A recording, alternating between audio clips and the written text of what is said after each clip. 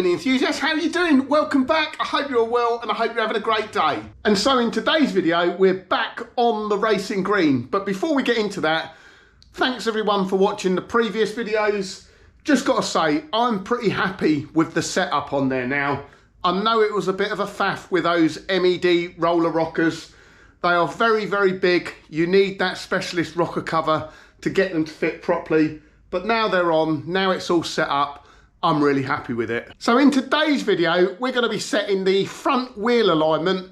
I'm actually going to be using some gauges that I borrowed from Mark. They're typically known as Dunlop gauges, but they're quite simple to use and quite effective. And I also need to set the mixture as well. Just to point out, it is the base idle mixture we're setting. It's not tuning the needles or anything like that. For that, you really need a rolling road. So we're going to get the wheel alignment set up and we're going to get the mixture set on the car, which means then it's ready for the MOT.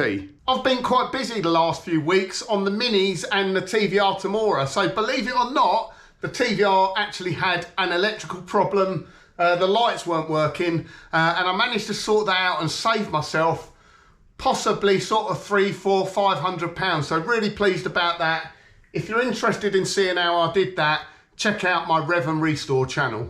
And so we're most of the way through November now and the weather's really taken a turn in the last week or so. Freezing temperatures, snow, that means they're out gritting the roads. So it's time to lay up some of the cars for the winter now. I don't like using them when the roads are gritted. So PL is now going into sort of winter storage now. I'll get that all set up and laid up for the winter and I will sawn it.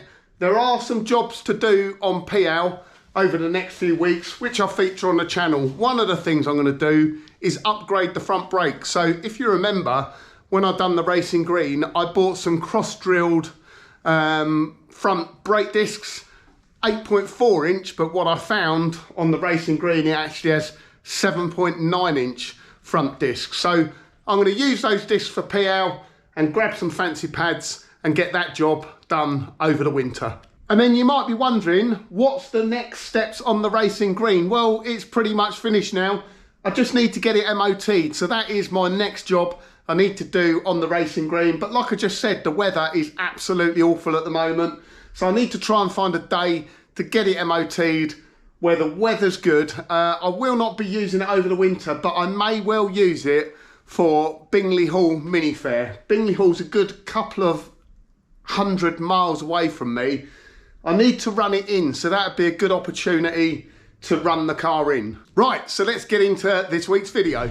Right, so today we're just finishing up bits, to be honest. I've just redone the ignition timing up to sort of 3000 RPM, back down to idle, checked it both ends, checked the vacuum advance is working, all good. I've had the carbs off and I reset the mixture screws to the base setting, 1.5 turns each, and then I've rechecked the mixture. I've just set the mixture with the air filters off. I've got to be honest, you make very small adjustments on the mixture nuts and it makes a big difference at the back. So I set the mixture with the air filters off. I've just put the air filters back on and I'm rechecking the mixture again because in theory it will run a little bit richer with the air filters on because there's obviously a bit of a restriction in airflow. So we're probably aiming for somewhere between 3 to 3.5%.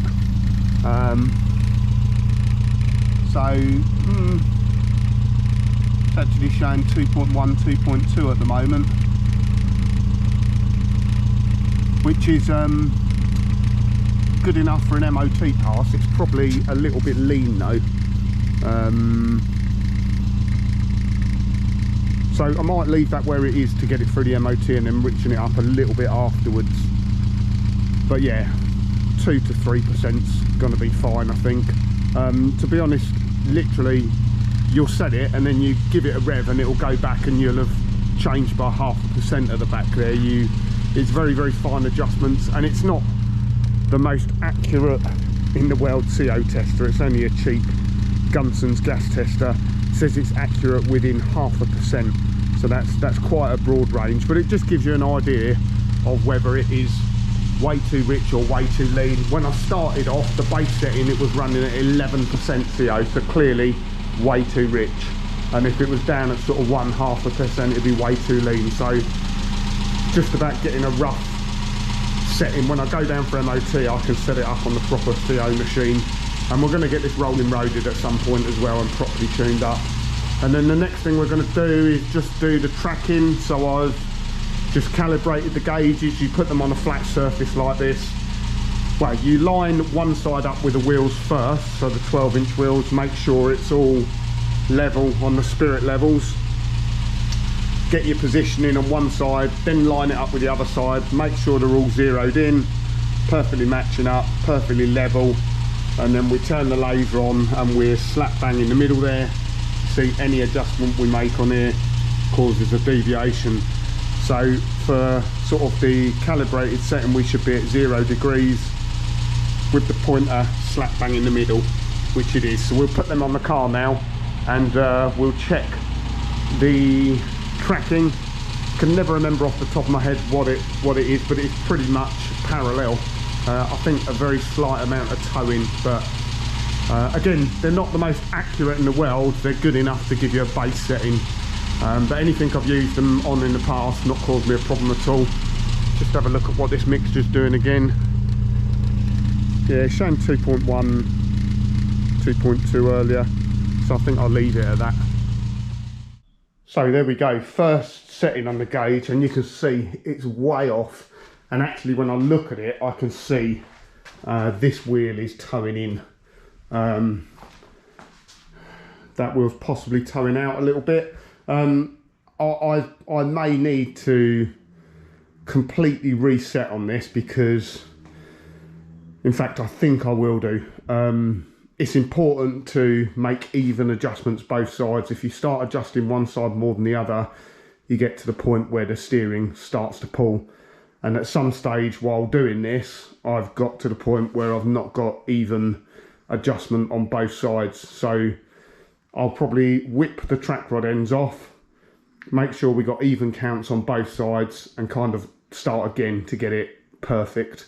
But we're aiming for that pointer to be in the middle of there at about 0 degrees on the gauge. So at the moment we are towing in 1 degree and probably 25 minutes, which is a fair bit. Right, so when it comes to doing the tracking, it's actually quite nice and easy in here, because I've got a lovely flat floor, which is really useful for putting the tracking gauges on. I literally just line it up, make the adjustments, push it backwards and forwards.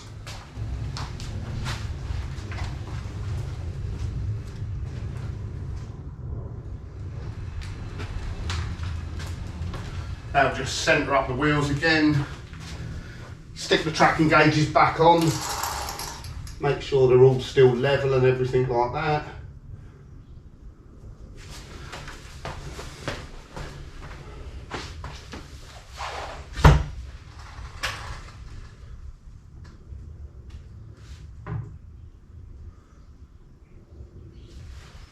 There we go.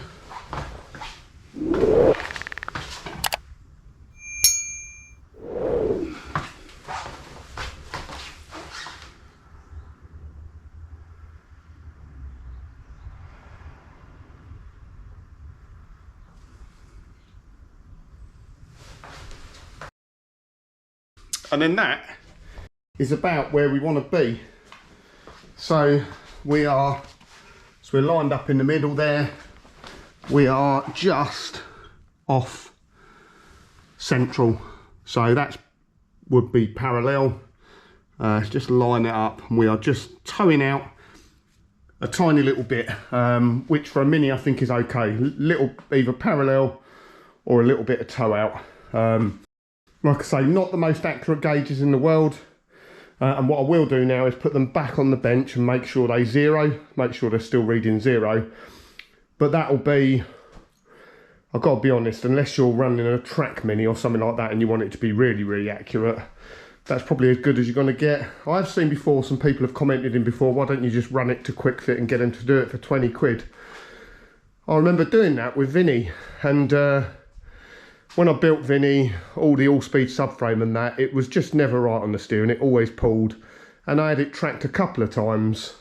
It wasn't quick fit, it was another fast fit tyre centre, and I always thought, well, it might be, you know, just unequal length drive shafts, the camber set up or something like that.